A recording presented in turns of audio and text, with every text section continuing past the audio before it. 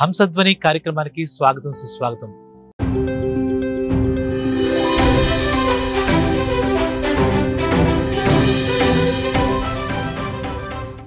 వ్యక్తిత్వ వికాస సూత్రాల గురించి మీకు ఎన్నో చెప్తున్నాను. ఇవన్నీ మీరు విని ఆదరిస్తున్నారు, ఎంతో మంది అవలంబిస్తున్నారు కూడా అనుకుంటున్నాను. మీ వ్యక్తిత్వ నిర్మాణంలో నా సహకారం కూడా ఉందంటే నేను చెప్పే మాటల సహకారం చాలా ఆనందంగా ఉంది. నెక్స్ట్ ఇవాల్టి మన చాప్టర్లో గురి చూసి కొట్టు, గెలుపు నీదే. చాలా ఇంట్రెస్టింగ్ గా ఉంటుంది. దీనికి మహాభారతంలో అర్జునుడే ఒక ఉదాహరణ. ఎలాగంటే ఆయన చిన్నప్పటి నుంచి బాణాలు గురి చూసి కొట్టేవాడు. ఆయన గురి తప్పేదని మనకు అనమాట. ఎంతమంది శిష్యులు ద్రోణాచార్యుడు నేర్పినా అర్జునుడి గురి ఎప్పుడూ తప్పలేదు. ఆయన అంతలా ఉన్నాడు. చిన్నప్పుడు ఒక రోజు ఒక చిన్న ఇన్సిడెంట్ జరిగింది. ఆయన చిన్నప్పుడు, అర్జునుడు చిన్నప్పుడు ఒక భోజనశాలలో అన్నం తింటున్నాడు. రాత్రి కూడా అన్నం తింటున్నప్పుడు పెద్ద గాలి వీచి అక్కడ ఉన్నటువంటి దీపాలన్నీ ఆరిపోయినప్పుడు ఆ చీకట్లో మామూలుగా అలవాటు అయిపోయింది కదా, అలవాటు ప్రకారం అన్నం తినేస్తున్నాడు. అప్పుడు ఎక్కడ ఆగలేదు. దీపాలు వాళ్ళు వెలిగించేసరికి అన్నం తిని బయటకు వచ్చాడు. వచ్చిన అర్జునుడికి ఒక ఆలోచన వచ్చింది. అది ఏంటంటే, చీకట్లో కూడా మనం కడుపున భోజనం చేస్తాం, అలాంటప్పుడు మన చీకట్లో మనం ఎందుకు అస్త్రాలు సంధించలేమా అనే ఒక కొత్త ఆలోచన అతనికి వచ్చింది. ఏ పనికైనా ఆలోచన చాలా ముఖ్యం. వెంటనే చీకట్లో సాధన చేయడం మొదలెట్టాడు, బాణాలు వేయడం మొదలెట్టాడు. చీకట్లో అతను ఒక గురి అంటే ఒక శబ్దాన్ని విని బాణం వేయడం, ఈ రకం విపరీతమైన సాధన. మిగిలిన స్టూడెంట్స్ అంతా అంటే అర్జున్తో తోటి ఉలికాళ్ళంతా పడుకున్న టైంలో కూడా లేచి చీకట్లో విపరీతంగా సాధన చేశాడు. తర్వాత అతనికి ఆలోచన వచ్చి 2 చేతులతో మనం ఎందుకు వేయకూడదు అని అలా ప్రాక్టీస్ చేశాడు. అలాగే ఏం చేసినా ఆ గురి చూసి కొట్టడం వల్ల అర్జునుడు పెద్ద విలుకాడని చెప్పేసి, ఎప్పుడైతే ఇతనిలో టాలెంట్, ఇతని సాధన ఇది చూసారో ఆ గురువు ద్రోణాచార్యుడు అర్జునుడిని బాగా ఎంకరేజ్ చేయడం మొదలెట్టాడు. అది మిగిలిన శిష్యులందరికీ చాలా కంటగింపుగా ఉంది.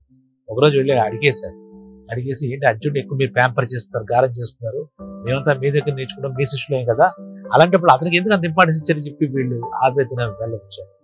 వెంటనే ద్రోణాచార్యుడు ఇవన్నీ కాదు, నేను చూపించలేదు, మీ అందరికీ ఒక పరీక్ష పెడతాను, ఆ పరీక్షలో నెగిలివాడు ఎవడో వాడే అవుతాడు, వాడిని ఎందుకు ప్యాంపర్ చేశానో, ఒకవేళ అర్జునుడు గెలిచారనుకో అతను ఎందుకు ప్యాంపర్ చేసిన విషయం అర్థం అవుతుంది, అతను బెస్ట్ క్వాలిటీ మీరు అర్థం చేసుకోండి అని చెప్పి పెట్టండి చూద్దాం, మేము అర్జునుడు వెళ్ళిపోతాం అన్నారు. ఒక నది దగ్గర తీసుకెళ్ళాడు. ఒక పెద్ద చెట్టు ఉంది, ఆ చెట్టు మీద ఒక పెట్ట బొమ్మ కింద తయారు చేసి పెట్టాడు, దానికి ఒక కన్ను ఉంది, గాజుకానికి పెట్టి, అంటే ఇంత ఒక పరీక్షకి ఇతను సిద్ధం చేశాడు ద్రోణాచార్యుడు. వాళ్ళ దగ్గర ఒకళ్ళ ముందు ఆ పరీక్షించే ముందు ద్రోణాచార్యుడు వాళ్ళు రావాలి, ఒకరు రావాలి. వచ్చిన తర్వాత వాళ్ళకి వెర్బల్ టెస్ట్ ఉంటుంది, కొన్ని క్వశ్చన్స్ అడుగుతారు. అది కూడా చూశారు కదా, ఇది మీ టెస్ట్ అని చెప్పి అక్కడ మీకు ఏం కనపడుతుందంటే, ఒక నది కనపడుతుందండి, నది నీళ్ళు కనపడుతుంది అన్నాడు. ఇప్పుడు చెట్టు కనపడుతుందండి, చెట్టుగా ఆకులు పళ్ళు కనపడుతుంది. ఇంకోటి పక్షి కనపడుతుందండి అన్నాడు. ఎవ్వరు కూడా ఆయన అనుకున్న ఆన్సర్ ఇవ్వదు.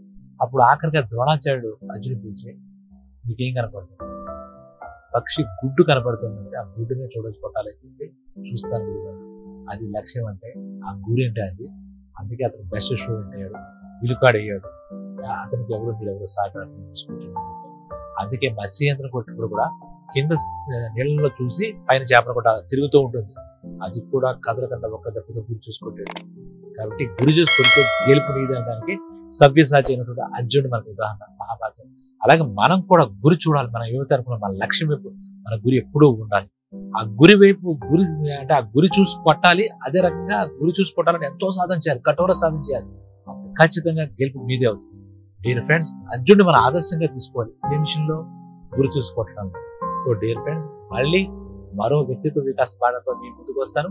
ఇప్పుడు అర్థమైంది కదా, ప్రతి విషయాన్ని మీకు ఏదైతే లక్ష్యం ఉందో దాన్ని గురి చూసి కొట్టడం మటుకు మారద్దు. మరో అంశంతో మళ్ళీ మీ ముందుకు వస్తా. అంతవరకు సెలవు, మీ పరమహంస కబూరి.